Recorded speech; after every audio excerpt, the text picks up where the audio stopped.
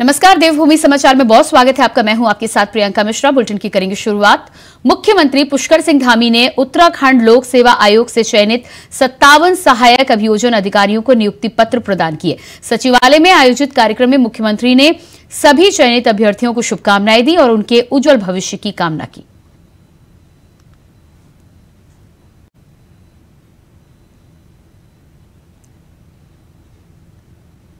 राज्य की बेटी अंकिता भंडारी हत्याकांड में आज 1 साल बीत चुका है, जिसको लेकर कांग्रेस नेता मनीष खंडूरी ने सरकार पर हमला बोला है। उन्होंने कहा कि इस 1 साल में अभी तक हत्यारों को सजा नहीं मिल पाई है और न ही उसे वीआईपी के नाम का खुलासा हो पाया है, जिसकी वजह से अंकिता भंडारी की जान गई है। कांग्रेस की तरफ से अंकिता भंडारी हत्याकांड में श्रद्धांजलि देते हुए उनके भाई को मल्टीनेशनल कंपनी में नौकरी दिलवाई गई है, जिससे इस परिवार को आर्थिक मदद मिल सके। हत्याकांड को अब 1 साल हो चुका है। इस दौरान हमारे प्रदेश ने क्या खोया और क्या पाया, ये तो मैं नहीं जानता हूँ। इतना ज़रूर जानता हूँ कि अंकिता के हत्यारों को अभी भी सज़ा नहीं मिली और अभी भी उसकी माँ और पिता के आंसू हम पोंछ नहीं पाए। मेरा हमेशा ये प्रयास रहा है, क्योंकि अंकिता मेरे बगल वाले गांव की लड़की थी, उत्तराखंड की लड़की है, पहाड़ की लड़की है, मैं उनके लिए क्या कर सकूं। तो कई दिनों से मैं ये प्रयास कर रहा था कि किस तरह से उनकी परिवार की मदद की जाए, किस ठोस तरीके से। और आज मैं आपको बहुत खुशी के साथ कहना चाहता हूं कि हमने कई प्रयासों के बाद अंकिता के भाई की नौकरी दिल्ली में लगाई है और ऐसी जगह लगाई है जहां पे वो लड़का अपनी प्रोफेशनल उड़ान भरेगा और बहुत आगे जाएगा, क्योंकि उस लड़के में हुनर भी बहुत है।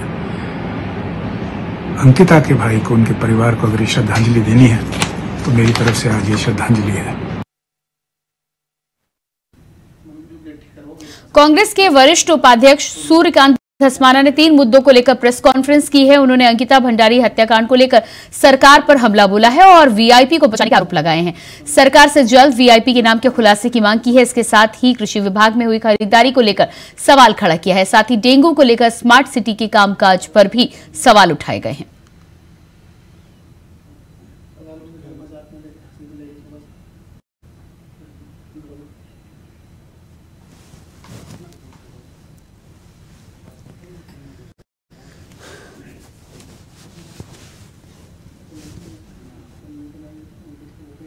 अंकिता भंडारी हत्याकांड मामले को लेकर कांग्रेस की तरफ से बार-बार प्रदेश सरकार पर हमले किए जा रहे हैं। हमलों पर अब बीजेपी प्रदेश अध्यक्ष ने जवाब दिया है। कहा है कि मामला न्यायालय में है, कांग्रेस के पास राजनीति करने का और कोई मुद्दा नहीं है, इसलिए वो इस मुद्दे को बार-बार उठा रहे हैं।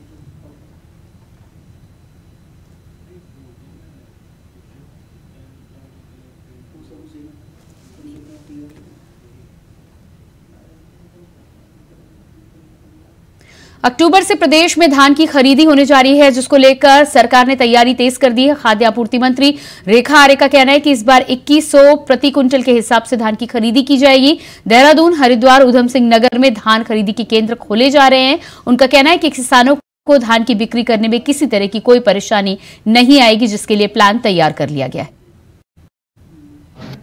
हमेशा सतत प्रयास रहता है कि किसानों को किसी भी प्रकार से फसल से संबंधित कहीं पे भी कम मूल्य ना मिले। एक स्टैंडर्ड अमाउंट उन्होंने तय किया है, तो उसी अमाउंट के तहत जो है, यदि वो हमारे सरकारी केंद्र में बेचना चाहे, वहाँ की स्वतंत्रता उनको मिलती है, और वो प्राइवेट में इतने बेचना चाहे तो कोई उनका शोषण इस मूल्य के नीचे जो है वो नहीं कर पाए, उसको सुनिश्चित किया जाता है।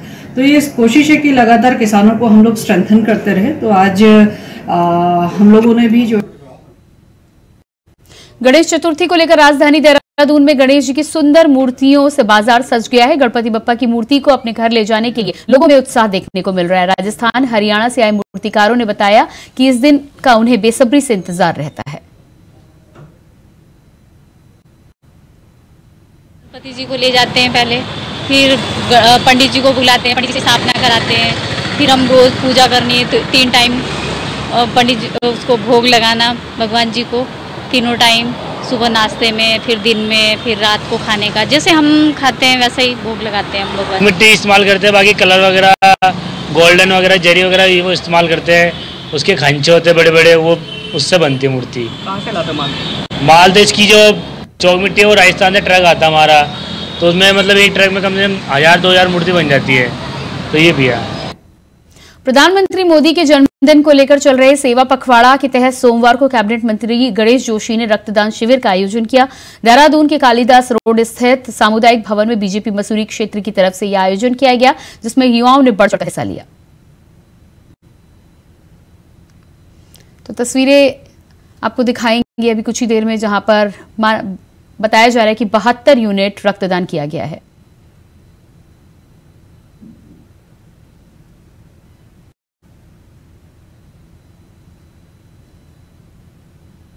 प्रधानमंत्री नरेंद्र मोदी का जन्मदिन पूरे देश भर में मनाया गया। हरिद्वार में भी अलग अलग संगठनों और संतों ने प्रधानमंत्री नरेंद्र मोदी के जन्मदिन को बड़े ही धूमधाम से मनाया। इसी कड़ी में 17 सितंबर को हरिद्वार की विश्व प्रसिद्ध हर की पैड़ी शाम के वक्त होने वाली गंगा आरती देखने वाली रही, जहां गंगा आरती करने वाले लोगों ने तिरंगा लहराकर मां भारती के नारों के साथ प्रधानमंत्री के जन्मदिन को मनाया।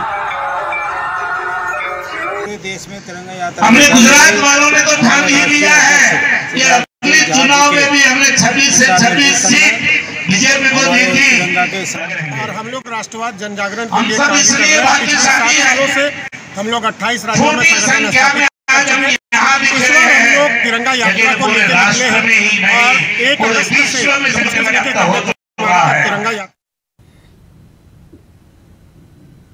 मुख्यमंत्री पुष्कर सिंह धामी ने मुख्यमंत्री आवास स्थित मुख्य सेवक सदन में स्वच्छता सेवा पखवाड़ा 2023 का शुभारंभ किया। कार्यक्रमों में स्वच्छ सर्वेक्षण ग्रामीण 2023 से मुख्यमंत्री ने 15 ग्राम पंचायतों को सम्मानित किया है। मुख्यमंत्री ने इस मौके पर स्वच्छता के क्षेत्र में सराहनीय कार्य करने वाले 5 पर्यावरण मित्रों को भी सम्मानित किया है।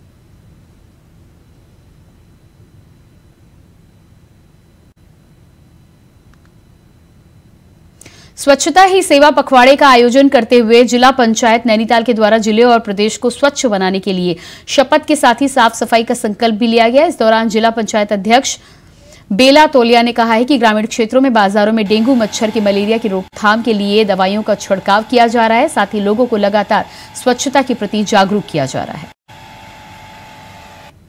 जी देखिए, महात्मा गांधी जी ने जो कहा था स्वच्छता ही सेवा है, इसका भाव यही था कि हम सब साफ सफाई रखें। साफ सफाई से अनेक संक्रामक रोग नहीं फैलते हैं, वातावरण में शुद्धता बनी रहती है। स्वच्छता से शुद्ध हवा, शुद्ध जल, प्रत्येक व्यक्ति के स्वास्थ्य में अच्छा प्रभाव पड़ता है। मच्छर से फैलने वाली बीमारियों से छुटकारा मिलता है। तो जिला पंचायत नैनीताल प्रतिवर्ष स्वच्छता अभियान चलाती है।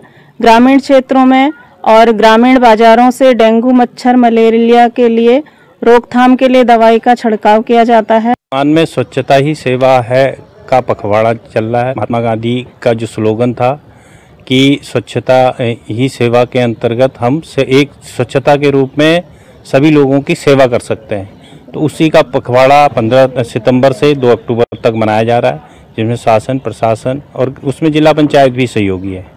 जिला पंचायत के द्वारा पूर्व में भी स्वच्छता के कार्यक्रम चलाए गए हैं और वर्तमान में भी प्रशासन के साथ सहयोग करते हुए हम जो हर वर्ष स्वच्छता के कार्यक्रम चलवाते हैं। हमारा वर्ष भर ठोस अपशिष्ट निस्तारण का कार्यक्रम तो चलता ही है। हमारी 6 गाड़ियां चल रही हैं, जिनके द्वारा ग्रामीण बाजारों और ग्रामीण क्षेत्रों से कूड़े का निस्तारण किया जाता है। डेंगू के बढ़ते मामलों को लेकर जिला प्रशासन संवेदनशील नजर आ रहा है। बता दें कि डीएम नैनीताल वंदना ने आज सुशीला तिवारी हॉस्पिटल के स्वास्थ्य विभाग के अधिकारियों के साथ निरीक्षण किया, जिसके बाद उनके द्वारा हॉस्पिटल के सीएमओ, सीएमएस समेत स्वास्थ्य विभाग के अन्य अधिकारियों के साथ बैठक की गई। इस दौरान डीएम वंदना ने बताया कि बेस अस्पताल और सुशीला तिवारी अस्पताल में बेड पर्याप्त संख्या में उपलब्ध कराए गए हैं।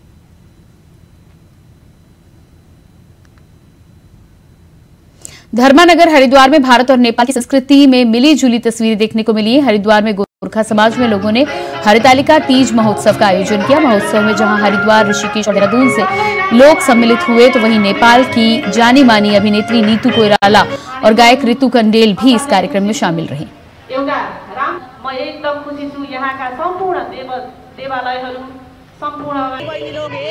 यहाँ भी नेपाली लोग हैं और सब यहाँ हरिद्वार से बस दिदी बहिनी को आएको जुन तीज छ उसको धेरै धेरै शुभकामना दिन चाहन्छु। जहाँ रहे थे, जहाँ बड़े सब अच्छे से तीज मनाइएगा।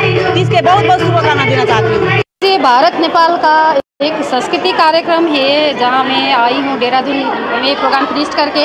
अभी ऋषिकेश में हरिद्वार में हूँ। हरिद्वार में मेरे को बहुत अच्छा लगा। यहाँ कल्चर है, सब जना नेपाली दीदी बहन का देख रही हूँ। ये अच्छा कल्चर है। हम तीज का पर्व हम बहुत मानते हैं नेपाल में भी, और यहाँ आने के बाद भी हमारा कल्चर नहीं भूला है दीदी बहने। इतना खुशी लगा मेरे को आज का दिन। यहाँ से मेरे दीदी बहन को हर साल ऐसे संस्कृति मना जाइए, यही दुआ देना चाहती हूँ। उत्तराखंड में आगामी 30 सितंबर को दिल्ली में यंग उत्तराखंड की तरफ से उत्तराखंड सिनेमा, संगीत और संस्कृति के प्रोत्साहन के लिए काम करने वाले उत्तराखंड के लोक कलाकारों को विभिन्न श्रेणियों में सम्मानित करने का काम किया जाएगा। तो वहीं उत्तराखंड की लोक भाषाओं पर आधारित फीचर फिल्म, गाने और शॉर्ट मूवी को भी प्रस्तुत किया जाएगा। बता दें कि यंग इंडिया पिछले 10 सालों से इस अवार्ड को देने का काम कर रहा है। सिने अवार्ड 2023 जो कि इस शो का 11वां संस्करण है, जो होने जा रहा है 30 सितंबर 2023 को 1 बजे जवाहरलाल नेहरू ऑडिटोरियम दिल्ली में। इस अवार्ड शो में जो कैटेगरी कंसिडरेशंस होती हैं, जिसमें फिल्म के क्षेत्र में, शॉर्ट फिल्म के क्षेत्र में और म्यूज़िक अवार्ड के क्षेत्र में हम लोग इस अवार्ड सेरेमनी को करते हैं। साथ ही साथ इसमें बहुत सारी कल्चरल परफॉर्मेंसेस होते हैं। हमारे सारे उभरते हुए कलाकारों को एक मंच प्रदान करने की कोशिश की जाती है। बुलेटिन में फिलहाल रुकते हैं एक छोटे से ब्रेक के लिए, जल्द हाजिर होते हैं। ब्रेक के बाद बात करेंगे अगली खबर की। पर्यटन नगरी रानीखेत के राजकीय चिकित्सालय में कांग्रेस ने चिकित्सालय में कई असुविधाओं को लेकर 1 दिवसीय धरना प्रदर्शन किया है। आपको बता दें कि गोविंद सिंह महारा अस्पताल में अनियमितताओं को लेकर सरकार पर हमला बोला है, अस्पताल की उपेक्षा का आरोप लगाया है।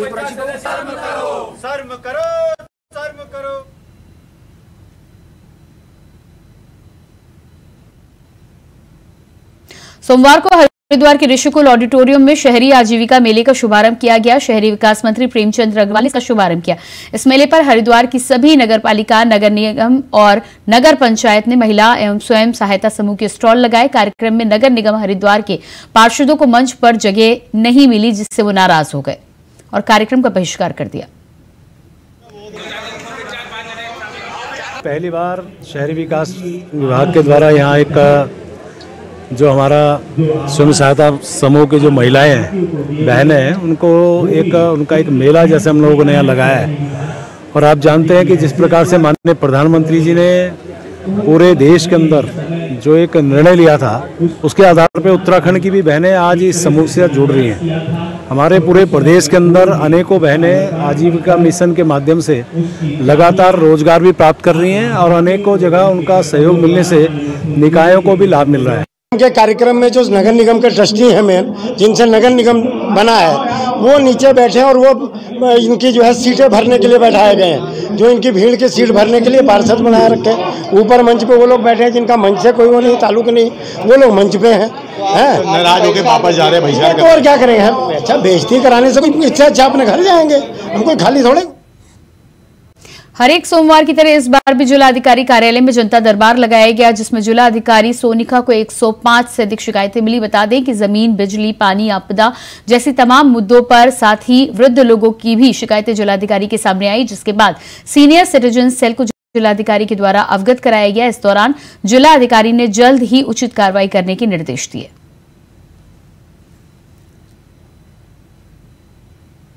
105 शिकायतें आई हैं और इसमें लैंड और बाकी चीजें तो थी ही, लेकिन सीनियर सिटीजन से रिलेटेड भी काफी शिकायतें थी। काफी बुजुर्ग लोग आए थे और जो घरेलू जो विवाद है उसके क्रम में आए हुए थे। तो सभी एसडीएम्स को और जो हमारा सीनियर सिटीजन सेल है पुलिस का, उसमें हम लोगों ने इंस्ट्रक्शन भी भेज दिए हैं कि इन सारी समस्याओं का निस्तारण करें और जो पॉसिबल उपाय हो सकता है तब तक।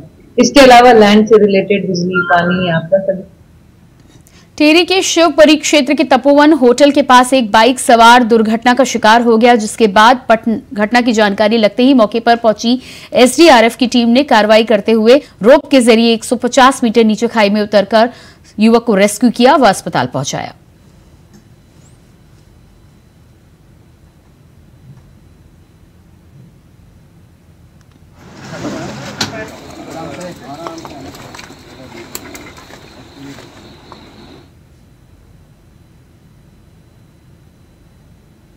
रुड़की की मैंगलोर कोतवाली क्षेत्र में हरिद्वार हाईवे पर दिल्ली की ओर से आ रहे एक ट्रक ने सड़क किनारे खड़े ट्रक को टक्कर मार दी। हादसे में ट्रक चालक की मौके पर मौत हो गई, जबकि दूसरा ट्रक चालक बाल बाल बच गया। सूचना मिलते ही मौके पर पहुंची दमकल की टीम और पुलिस ने क्रेन की मदद से कड़ी मशक्कत के बाद चालक को बाहर निकाला। वहीं हादसे के वक्त दूसरे ट्रक का ड्राइवर, जिस कारण उसको हल्की चोटें आई हैं, फिलहाल पुलिस ने रिपोर्ट दर्ज कर आगे की कार्रवाई की शुरुआत कर दी है। उत्तराखंड के उत्तरकाशी में शीतकालीन प्रवास के मुखवा गांव में 2 दिवसीय मेला मनाया जाना है, जिसके चलते विगत रात्रि को सैलुक यानी आग की धूम रही। इस दौरान युवाओं में आग के खेल का जमकर लुत्फ उठाया गया।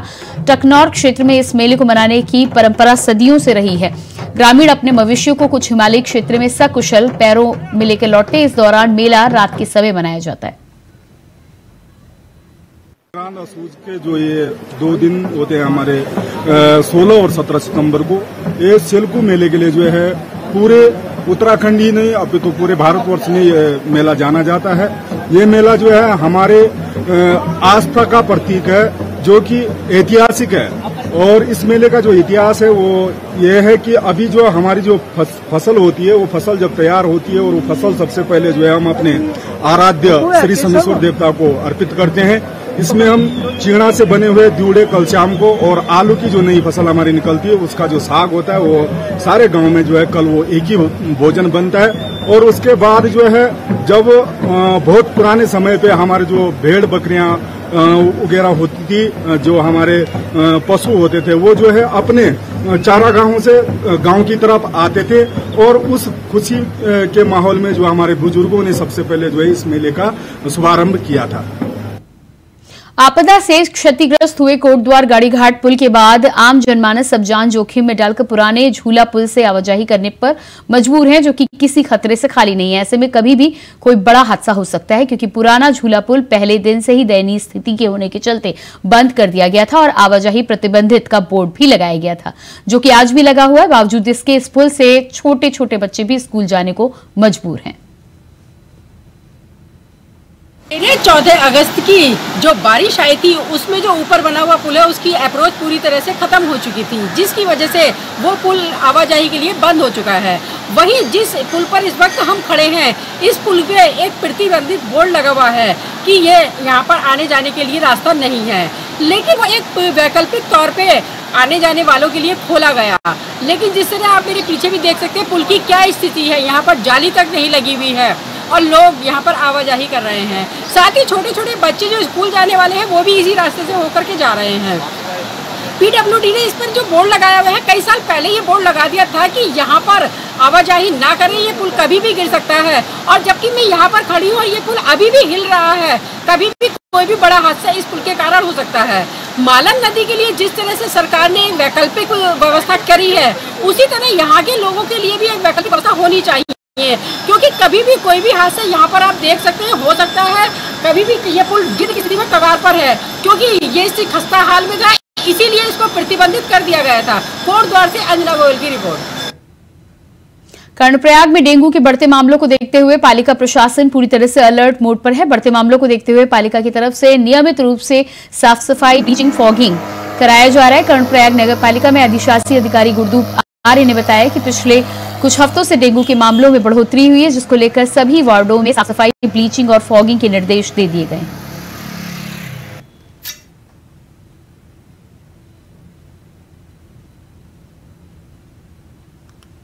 देहरादून में शांति और कानून व्यवस्था सुचारू रूप से बनाए रखने के लिए आपराधिक घटनाओं पर अंकुश लगाए जाने के लिए पुलिस ने 2 थाना क्षेत्रों में सत्यापन अभियान चलाया, जिसमें थाना डोईवाला हर्रावाला क्षेत्र के सत्यापन अभियान चलाकर 42 व्यक्तियों को चालान किया गया है। 4,20,000 रुपए जुर्माना वसूला गया है। वहीं थाना क्लेमेंट टाउन सत्यापन अभियान के तहत 22 मकान मालिकों का चालान कर 2,20,000 रुपए वसूले गए।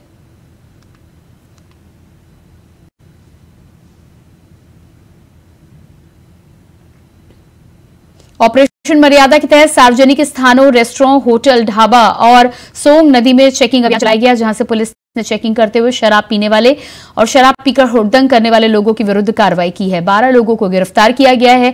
20 व्यक्तियों का पुलिस एक्ट में 9,000 चालान किए गए हैं।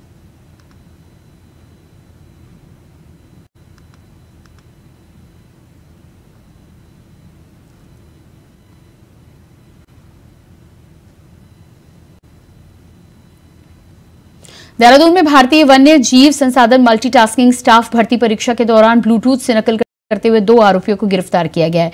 दोनों ही रविवार को पटेल नगर थाना क्षेत्र के राजा राम मोहन राय पब्लिक स्कूल में परीक्षा दे रहे थे।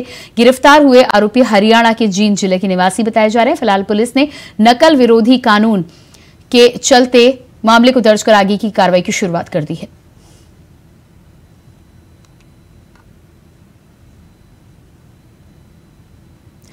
डोईवाला तहसील के रामनगर डांडा में एक ग्रामीण के घर आंगन में बने गड्ढे का रहस्य गहराता जा रहा है। 3 साल पहले आंगन में एक गड्ढा दिखाई दिया, जिसे देखने के बाद ग्रामीणों ने तत्काल इसकी सूचना डोईवाला तहसील को दी। तत्कालीन एसडीएम की तरफ से गड्ढे में मिट्टी भरवाने का काम किया गया था। उस वक्त 50 ट्रॉली मिट्टी भरकर गड्ढे को बंद किया गया था, लेकिन एक बार फिर से गड्ढा दिखाई दे रहा है, जिससे गांव में भय का माहौल है।